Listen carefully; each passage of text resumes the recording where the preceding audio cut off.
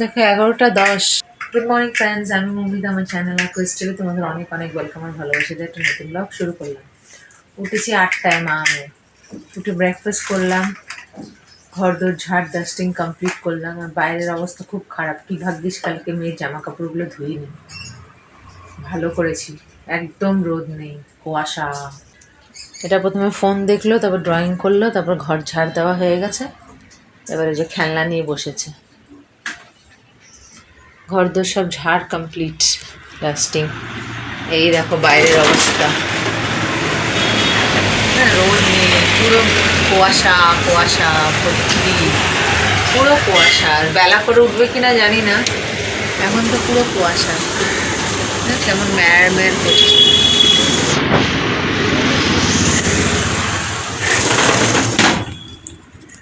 খালি আমার সালোয়ার 3টে ধুয়েছিলাম, তো ওটা ওই ঘরে গিয়ে দিয়ে এসছে আমার।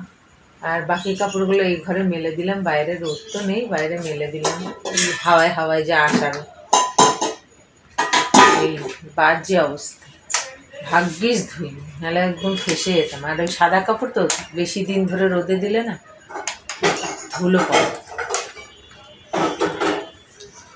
এসে মানে পরে ইয়েটা হয়ে যাক, বড় দিনটা, তারপরে আস্তে ধীরে ধীরে রোদ উঠুক। ঠিক আছে, পরে ফিরে আসছি। এদিকে রান্না বান্না হচ্ছে। দেখো 2:10 বাকি, বলছি। হয়েছে ভাত, এটা কালকের ওই আমুদি মাছের ঝাল, এটা ওই মাংসের ঝোল। আমাদের হয়েছে আজকে এই যে ভাজি, ফুলকপি আলু ভাজি। এই যে ডাল, আর ভাতে আছে মনে হয় এই যে ডিম সেদ্ধ। এই হয়েছে আজকের মেনু। এই যে দুষ্টুটাকে তো জল দিইনি এতদিন, স্কুলে যাচ্ছিল। আজকে একটু মাথা ভালো করে ধুয়ে দিয়েছি, শ্যাম্পু করিনি, এমনি ভালো করে ধুয়ে দিয়েছি। আর আমি একটুখানি শ্যাম্পু করলাম, কারণ আমি গেল সপ্তাহে করিনি, তাই এই সপ্তাহে একটু করলাম।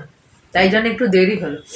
1:30টার সময় স্নান করে বেরিয়েছি। এই গুছানো সেই গুছানো, খাটে সব তুলে দিই ঝেড়ে ঝুড়ে, নিচটা মোছে বলে, সেগুলো নামানো গুছানো।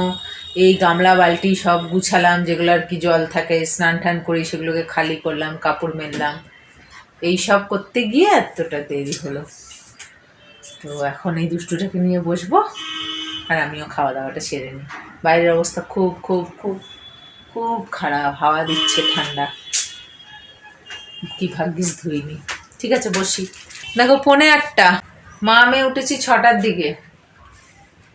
উঠে ফ্রেশ হলাম, ফ্রেশ হয়ে কিছু খেলো না। এই যে ওকে এখানে বসিয়েছি ফোন দিয়ে, নাহলে আমি শান্তিতে গুছাতে পারতাম না। ব্যাগ গুছালাম, কালকে রানাঘাট যাবো, একটু দরকার আছে। তো এই যে ব্যাগ গুছালাম, কিছুই নেই ব্যাগে, কিচ্ছু নেবো না সেরকম, একদম হালকা, কিছুই নেবো না, একদম হালকা ফুলকা জিনিসগুলো নিয়েছি, যেগুলো না নিলে নয়। এবারে কিছু নেই ওর মধ্যে, খালি ডকুমেন্টস আছে কিছু দরকারি, আর ওর কটা স্ন্যাক্স ঢুকালাম, আর কি।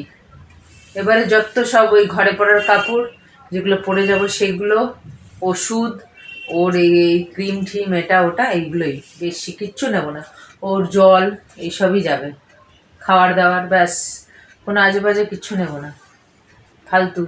কারণ আমার বলেছি না, কোমরে না ঠিক পায়ের দিকে ব্যথা, থায় ভীষণ ব্যথা। তার উপরে বাচ্চা, তার উপরে মা, ব্যাগ নিয়ে আমি নেজাহাল হয়ে যাব। ওই জন্য একদম অল্প কিছু নেব। চলে আস বাবা, বেশি দিনের জন্য নয়, দরকার আছে। তো এই জন্য হয়ে গেল, এই বসলাম 7:30, 7:45-8টার মধ্যে হয়ে গেল। ঠিক আছে, বসি একটু। দেখো 10:30, খাওয়া দাওয়া হয়ে গেছে। বিছানার অবস্থা কি, এখন আমাকে গুছাতে হবে, ঝাড় দিতে হবে। আজকেও রাতে রুটি, কারণ বাবা রুটি খাচ্ছে। শীতকাল তো, কাজ থেকে আসার সময় রুটি নিয়ে আসছে, এও খাচ্ছে আর দাদুও খাচ্ছে। তো আমাদের খাওয়া দাওয়া হয়ে গেছে, করে না। কাপড় চুপড় আমার তোলা হয়ে গেছে ঘরে, খালি এই খাটটা গুছাবো আর ওষুধ খাওয়াবো আর এডিট কমপ্লিট করবো, ব্যাস। এই হয়ে গেছে। কালকে আবার উঠতে হবে তাড়াতাড়ি, গুছিয়ে বেরোতে হবে।